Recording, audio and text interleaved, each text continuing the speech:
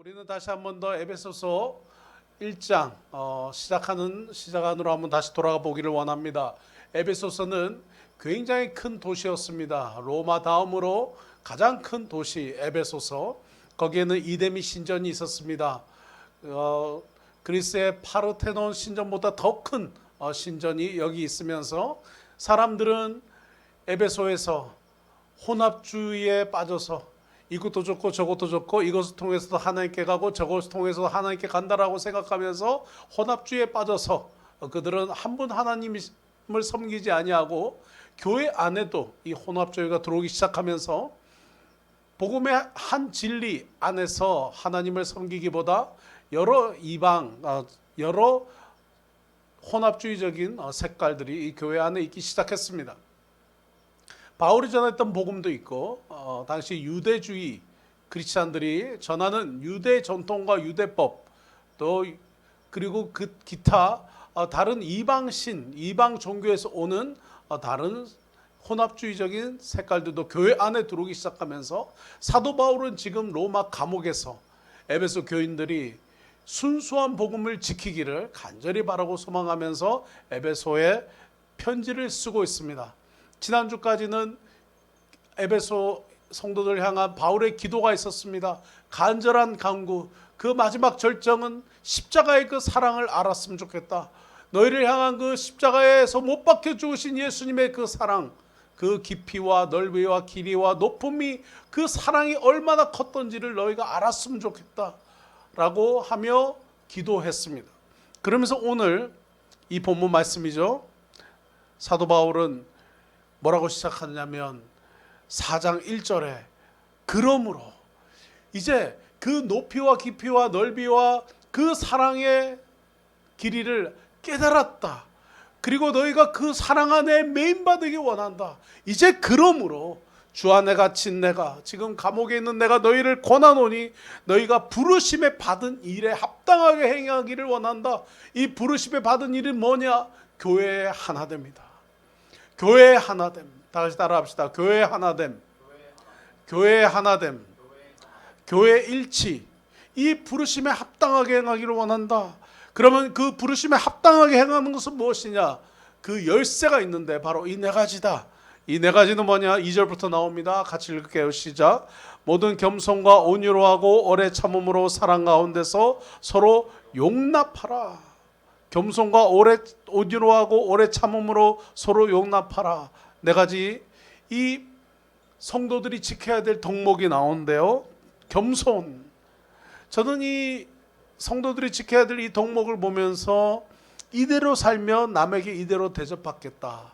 누가복음에 나오는 황금률이 생각났습니다. 남에게 대접을 받고자 하는 대로 너희도 남을 대접하라. 이것이 바로 황금률이죠. 남에게 대접을 받고자 하는 대로 너희도 남을 이렇게 대우하고 대접하라. 모든 겸손과 모든 온유로 모든 오래 참음으로 사랑 가운데 서로 용납하라. 겸손은 무엇입니까? 자신의 부족함을 자신의 적음을 깨닫는 거죠. 지난주에 C.S. 루이스가 했던 말처럼 나를 생각하는 것보다 남을 더 생각하는 것, 남을 더 많이 생각하고 나를 조금 적게 남보다 적게 생각하는 것이 바로 겸손이란 거예요. 자신보다 남을 더 낮게 여기는 마음가짐. 이것이 바로 겸손이었습니다. 여러분, 이 겸손은 예수님께서 친히 우리에게 보여주셨습니다. 우리가 빌립보서에서 공부했듯이 그분은 스스로 하나님의 아들이시면서도 종의 형체를 가지고 이 땅에 오셨어요. 가장 높은 보좌에 앉으시기를 내려놓고 그 고통과 모욕의 상징인 십자가로 스스로 자기를 낮추셔서 가셨습니다. 이것이 기독교 신앙의 미덕이고 기독교 신앙의 아름다움이에요. 이 겸손. 근데 영어 성경은 뭐라고 말합니까? Be completely humble. 완벽하게 겸손해라. 그리고 완벽하게 오래 참으라. 완벽하게 온유하라. 완벽하게 서로 용납하라. 그렇게 말합니다. 온유로 하라. 온유는 무엇입니까? 온유. 이것은 이해심이 깊다라고 말하는 건데요. 쉽게 생각하면 이런 거겠어요. 충격 방지기. 여러분, 항구에 배가 정박할 때 그 항구에 딱딱한 벽에 배가 부딪히면 배가 부서집니다. 그래서 배에는 타이어와 같이 충격 방지하는 장비들을 달아놔요. 쿠션이 되고 스펀지 역할을 하는, 그 충격을 방지하는 역할을 하는 것들을 배의 가장자리에다가 매달아 놓습니다. 이런 것이 있으면 배가 상하지 않아요. 자, 여러분, 온유가 가장 귀한 성품입니다. 여러분, 가정 안에 온유한 사람이 있으면 그 가정에는 문제가 생기지 않아요. 근데 가정에 가족들이 온유함이 없다, 충격 방지기가 없다, 늘 시끄럽죠. 늘 소란스러운 가정이 될 수밖에 없을 것입니다. 여러분의 사업장에도, 우리의 교회도 마찬가지죠. 우리의 교회도, 우리의 사업장에도, 우리가 가는 어디든지 온유한 사람이 있으면, 온유함으로 옷을 입은 사람이 있으면 그 사람에게 누가 다가와도 충격받지 않습니다. 다투지 않습니다. 싸우지 않습니다.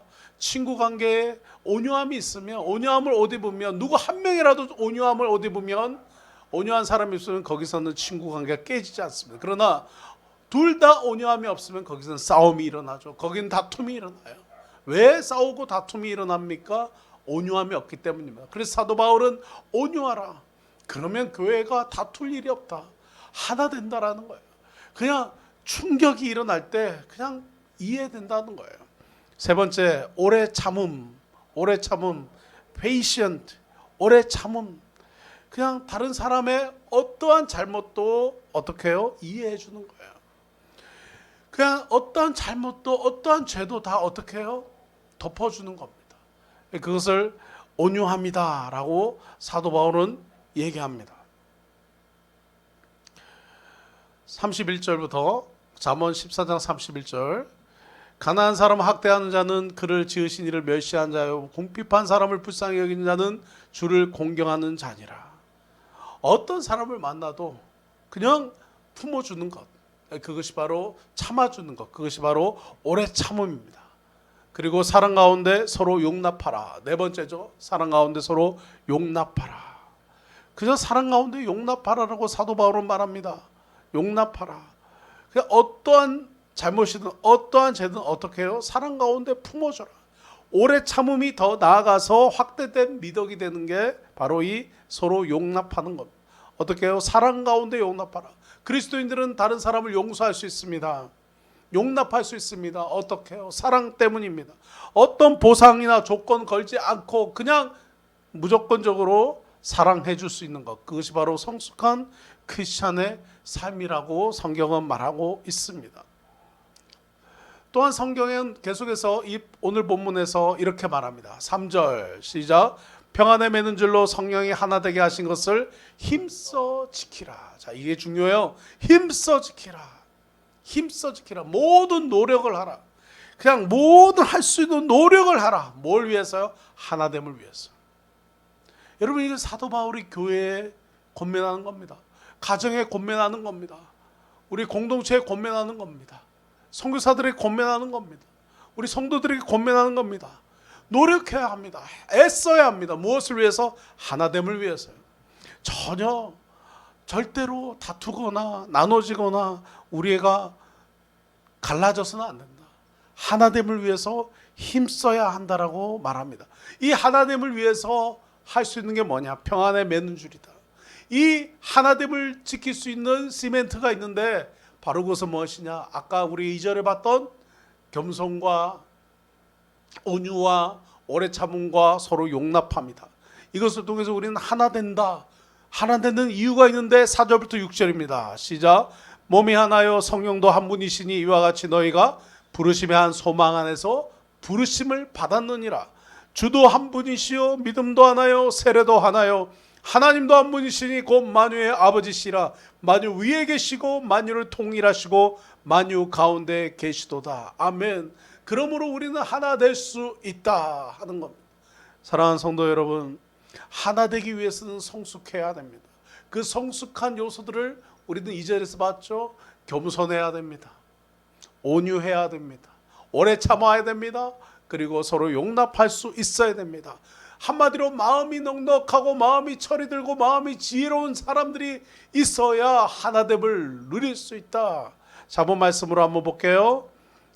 잠언 10장 8절 시작. 마음이 지혜로운 자는 계명을 받거니와 입이 미련한 자는 멸망하리라. 잠언은 계속해서 얘기합니다. 지혜에 대해서 얘기하는데 이 지혜와 그리고 반대되는 의미 미련함, 지혜와 미련한 사람의 경계에는 무엇이 있느냐? 입과 혀와 말이 있다는 거예요. 입과 혀와 말만 잘 사용해도 우리는 하나됨을 이룰 수 있습니다. 그래서 결국은 그것이 드러나는 표현이죠. 우리의 마음의 겸손함이 드러나는 게 무엇입니까? 우리의 말과 행동이에요. 언행이에요. 우리의 온유함이 드러나는 게 뭡니까? 언행이에요. 우리의 오래 참음이 드러나는 게 뭡니까? 언행이에요. 우리가 서로 사랑하는 게 드러나는 게 뭐예요? 언행이에요. 우리의 말과 행동을 통해서 우리의 성숙한 크리스천의 미덕이 드러나게 되는 것입니다. 12절 시작. 미움은 다툼을 일으켜도 사랑은 모든 허물을 가리느니라. 한 번 더요. 미움은 다툼을 일으켜도 사랑은 모든 허물을 가리느니라. 사랑은요 다 덮어줘요. 사랑은 어떤 허물이든지 어떤 잘못이든지 다 덮어줘요. 사랑은 뭐 어떤 죄도 다 덮어줘요. 어떤 실수도 다 덮어줘요. 그것이 사랑이에요. 저는 참 감사한 게 우리 교회 참 우리 권사님들 뵈면 너무 은혜가 돼요. 너무 은혜가 돼요. 그냥 얼마나 부족함, 얼마나 보이는 게 많겠어요. 그런데 다 덮어줘요. 다 묻어주시고 다 덮어줘요. 다 이해해줘요. 저는 그래서 우리 조은익 교회가 저력이 있다고 생각해요. 기도하시는 우리 권사님 집사님들 보면 성숙해요. 사실 뭐 산전수전 다 겪으셨지 않습니까? 네? 그냥 뭐 산전수전 또 뭐죠? 공중전, 우주전 다 겪은 분들이 우리 성도님들이에요. 이제는 뭐 그냥 팬데믹까지. 네. 그냥 안 겪어본 게 없어요. 필리핀에 사시면서 그냥 안 겪어본 게 없어요. 태풍, 홍수, 지진, 화산 폭발, 그냥 전염병, 팬데믹까지. 그냥 그 모든 고난을 겪을 때마다 직원들이, 사람들이, 관계하는 사업에 관계된 사람들이 이렇게 반응하고 저렇게 반응하는 것들 다 겪으면서 그냥 그 아까 얘기했던 그 온유함 스펀지처럼 다 받아들이는 거예요. 모든 충격과 충격을 받아들여요. 이제는 팬데믹까지 받아들여요.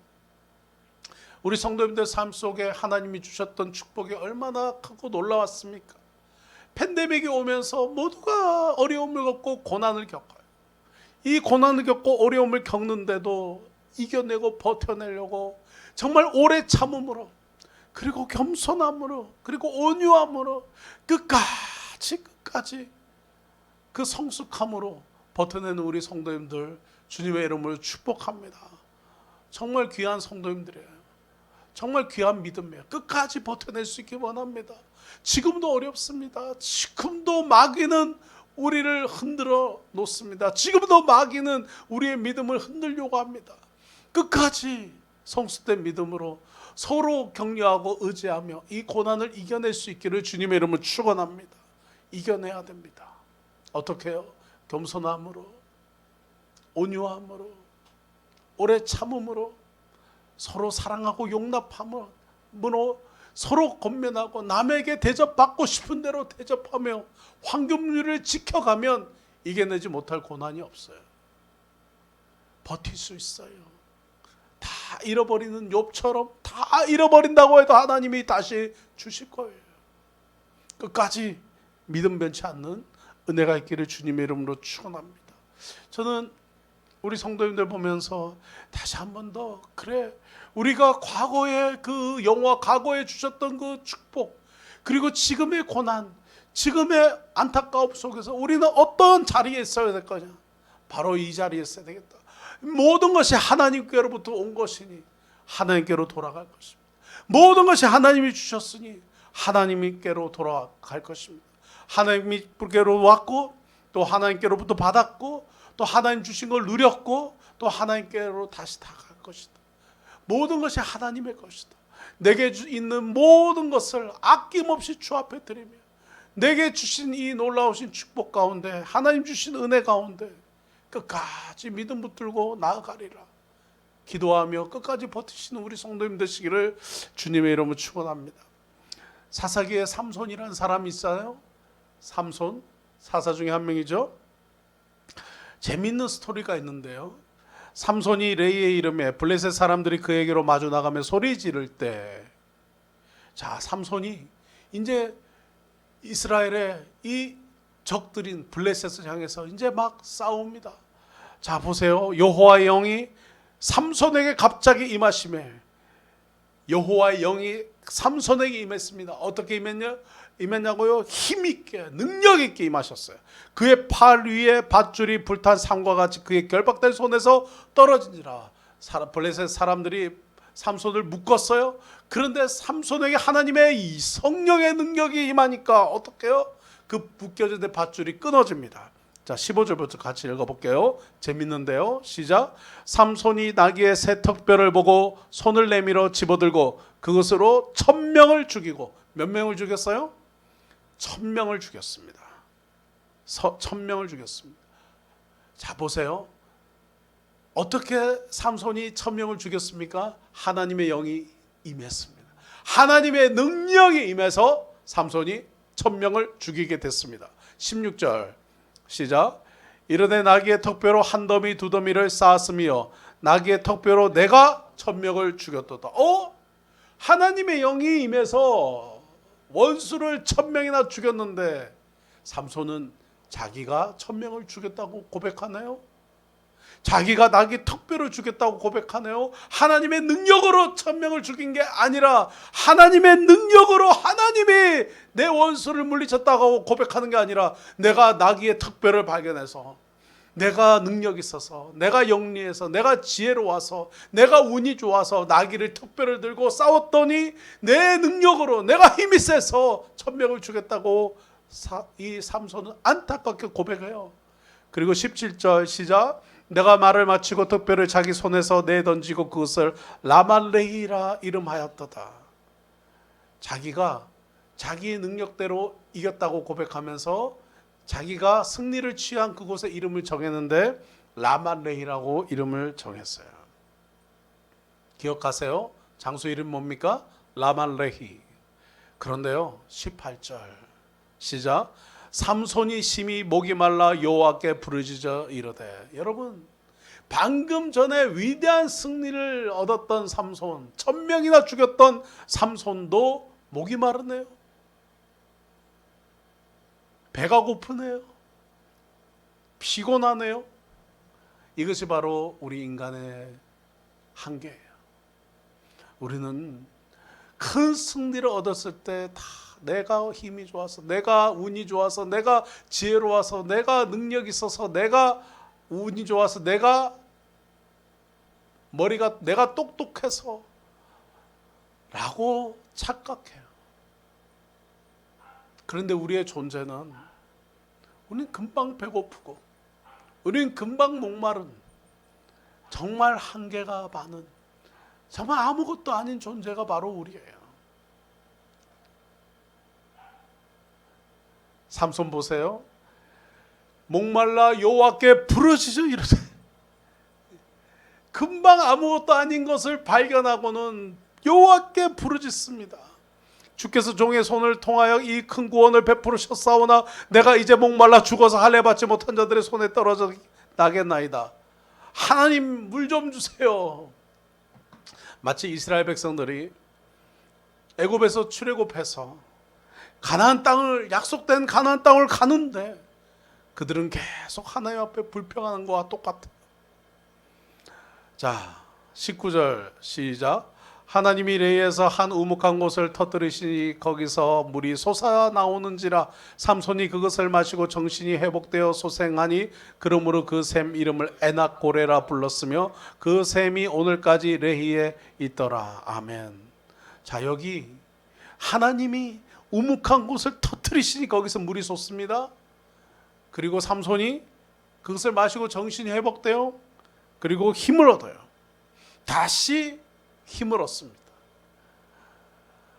그리고 다시 이름을 지어요. 에낙고레.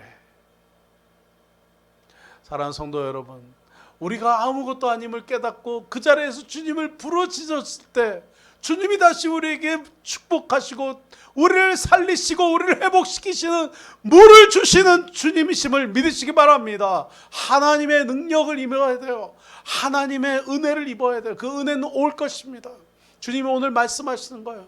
사랑하는 딸아, 아들아, 내가 주는 회복의 물을 마시고 싶으냐?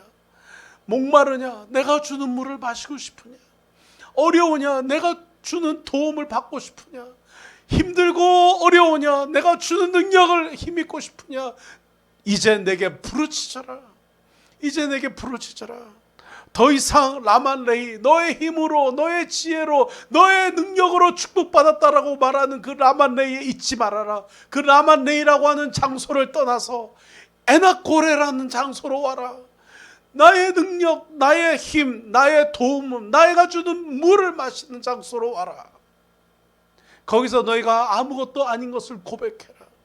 그러면 그 자리에서 내가 물이 터지게 하고, 그 자리에서 도움이 있게 하고, 그 자리에서 만나를 내려서 먹게 하고, 그 자리에서 오병이어의 역사를 일으켜 배부르게 하고, 그 자리에서 귀머거리에 귀가 열리고 벙어리가 말하는 역사가 있고 죽은 자가 살아나는 역사를 보게 될 것이다. 에나코레에 오라. 사랑하는 여러분, 여러분은 어느 자리에 있습니까? 라만레이입니까? 에나코레입니까? 라만레이, 내가 똑똑해서야, 내가 지혜로워서야, 내가 운이 좋았어, 내가 잘났어, 지금 이 자리, 지금 이곳, 지금 이 시간, 내가 쌓아놓은 이 업적, 내가 쌓은 것 다 내가 똑똑해서야. 라만레이죠. 에나코레는 어디입니까? 내가 똑똑한 줄 알았는데 나는 아무것도 아니야. 내가 지혜로운 줄 알았는데 나는 아무것도 아니야. 금방 배고프고 금방 지치고 금방 피곤하고 금방 고단하고 금방 지쳐서 쓰러지는 나는 아무것도 아니야. 그래서 난 주님이 필요하고, 그래서 주님, 나는 주님이 필요하고 하나님이 필요합니다. 도와주십시오. 하나님의 도움이 필요합니다. 하나님의 영이 다시 임하여 주십시오. 성령의 능력과 성령의 충만을 다시 부어주십시오. 그 자리가 바로 에나코레예요. 우리 성도님들, 에나코레에서 주 앞에 기도하는 성도님들 되시기 주님의 이름으로 축원합니다. 에나코레에서 주님을 부르십시오. 에나코레에서 주여 역사해 주십시오.